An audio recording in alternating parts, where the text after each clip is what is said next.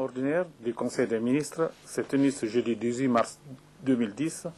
de 11h05 à 14h05 sous la présidence de M. le Premier ministre, chef du gouvernement d'Union nationale de transition, M. Jean-Marie Doré. 4 points étaient inscrits à l'ordre du jour. Message du Premier ministre, chef du gouvernement, communication des membres du gouvernement, compte-rendu des membres du gouvernement et questions diverses. Au titre du premier point de l'ordre du jour, Monsieur le Premier ministre a donné au Conseil de larges informations sur des questions d'intérêt national et international. Il a attiré l'attention des membres du gouvernement sur des dysfonctionnements constatés dans le fonctionnement de l'État et insisté sur la nécessité et l'urgence de procéder aux corrections nécessaires afin de donner de notre pays l'image d'une république organisée, pouvant prendre très rapidement la place qui lui revient dans le concert des nations modernes, caractérisé par une bonne gouvernance politique et économique. Il a exhorté les membres du Conseil à effectuer plus souvent des missions à l'intérieur du pays, de manière à mieux s'imprégner des réalités des secteurs relevant de leurs départements ministériels respectifs. Dans le cadre du deuxième point de l'ordre du jour, Madame la ministre d'État, chargée de la réforme administrative, de la fonction publique, du travail et de l'emploi, assurant l'intérim du ministre d'État chargé des Affaires étrangères, de l'intégration africaine et de la francophonie en mission, a présenté une communication relative au paiement de la contribution guinéenne à la CEDEAO. Elle a rappelé les dispositifs du traité révisé de la communauté entré en vigueur le 1er juillet 2003, remplaçant l'ancien mode contributif fondé sur des quotas par un système de prélèvement communautaire PC, calculé sur la base d'une taxation à hauteur de 0,5% de la valeur des marchandises importées des pays tiers, hors CEDEAO. À ce jour, les rapprochements effectués avec les services concernés mettent en évidence un solde dû à la CEDEAO. Compte tenu des effets négatifs de cette situation sur l'image du pays et ses conséquences sur le placement des cadres guinéens à des postes professionnels au sein de la Commission et de ses institutions spécialisées, le Conseil a décidé de prendre des mesures adéquates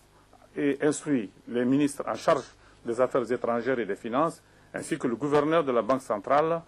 à lui présenter à sa plus proche session une proposition de règlement des arriérés dus à la CEDEAO, tant pour les arriérés de contribution que pour les montants collectés au titre du prélèvement communautaire. Monsieur le ministre de la Justice a donné au Conseil des informations relatives au Conseil des droits de l'homme en session à Genève jusqu'au 25 mars 2010. Parmi les questions examinées figure l'adoption d'un projet de résolution sur la situation des droits de l'homme en Guinée. Les négociations sont en cours entre le groupe des Occidentaux et le groupe africain pour parvenir à une résolution consensuelle. Parmi les options suggérées, la création d'un bureau national à la place d'un mandat pays a été retenue par le Conseil. Cette formule est plus avantageuse pour effectuer une présentation réelle de la situation des droits de l'homme en Guinée et assurer le renforcement de la coopération technique par des services consultatifs pour soutenir la transition en cours et la tenue d'élections démocratiques. En conséquence, le Conseil a autorisé le ministre en charge de la Justice et des Affaires étrangères à préparer les documents nécessaires à la signature de l'accord de siège du Bureau national du Haut Commissariat pour les droits de l'homme en Guinée. Monsieur le ministre du Commerce, de l'Industrie et de la Promotion du secteur privé a fait à l'intention du Conseil une communication relative à la mise en place des organes de la Chambre de commerce, d'industrie et d'artisanat de Guinée, et après avoir insisté sur le rôle important de promotion économique et d'intermédiation entre les pouvoirs publics et les acteurs économiques joués par cette institution, il a rappelé que depuis la refonte de ses statuts par les autorités de la Deuxième République en 1985, la Chambre de commerce, d'industrie et d'artisanat de Guinée n'a que très faiblement répondu aux préoccupations de ses membres et peut jouer auprès de l'État le rôle d'interface et d'accompagnement qui lui est naturellement dévolu. Le Conseil a en conséquence reconnu la nécessité de sortir la Guinée de l'exception que constitue l'absence d'une chambre de commerce, d'industrie et d'artisanat réellement opérationnelle et a affirmé sa ferme volonté de voir mise en place dans les meilleurs délais une chambre consulaire digne de ce nom, capable de relever les défis qui l'interpellent. Pour ce faire, le Conseil a décidé de la constitution d'une commission ministérielle composée des membres suivants: le ministre du Commerce, de l'Industrie et de la Promotion du secteur privé, le ministre de l'Économie et des Finances, le ministre de l'Administration du Territoire et des Affaires politiques, le ministre du Tourisme, de l'Hôtellerie et de l'Artisanat, le ministre de la Communication.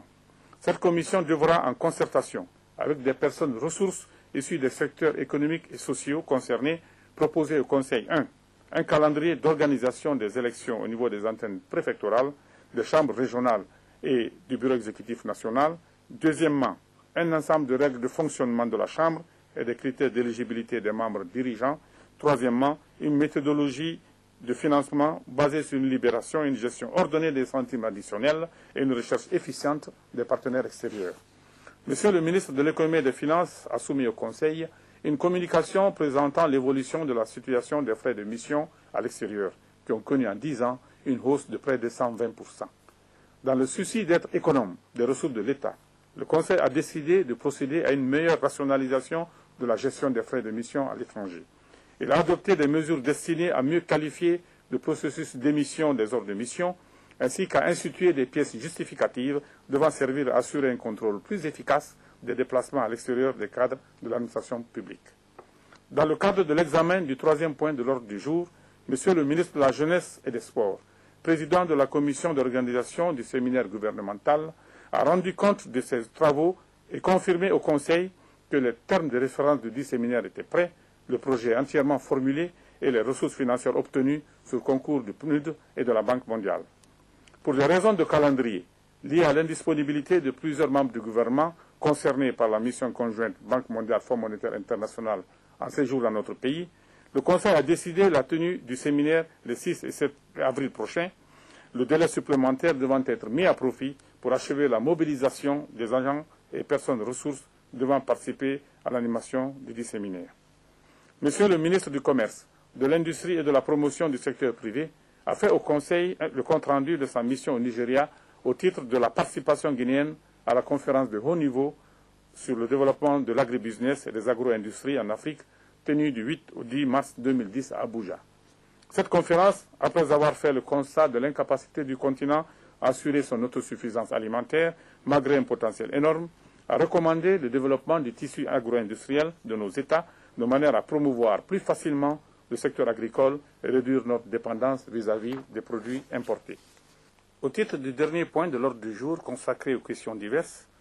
Monsieur le ministre de l'Alphabétisation et de la Promotion des langues nationales a indiqué que notre pays connaît un taux d'analphabétisme de l'ordre de 65%, considéré comme parmi les plus élevés de la sous-région. Aussi a-t-il suggéré qu'en plus des autres franges de la société, l'armée, dans le cadre notamment du processus de restructuration des forces de défense et de sécurité en cours, soit une cible privilégiée pour les prochains programmes d'alphabétisation. Pour terminer, Monsieur le ministre de l'Économie et des Finances a informé le Conseil du séjour en Guinée depuis le 16 mars dernier d'une mission conjointe Banque mondiale Fonds monétaire international appuyée par la Banque africaine de développement dans le but d'explorer les conditions de reprise d'un programme formel avec la République de Guinée. La session ordinaire du Conseil a pris fin à 14h05, le Conseil des ministres.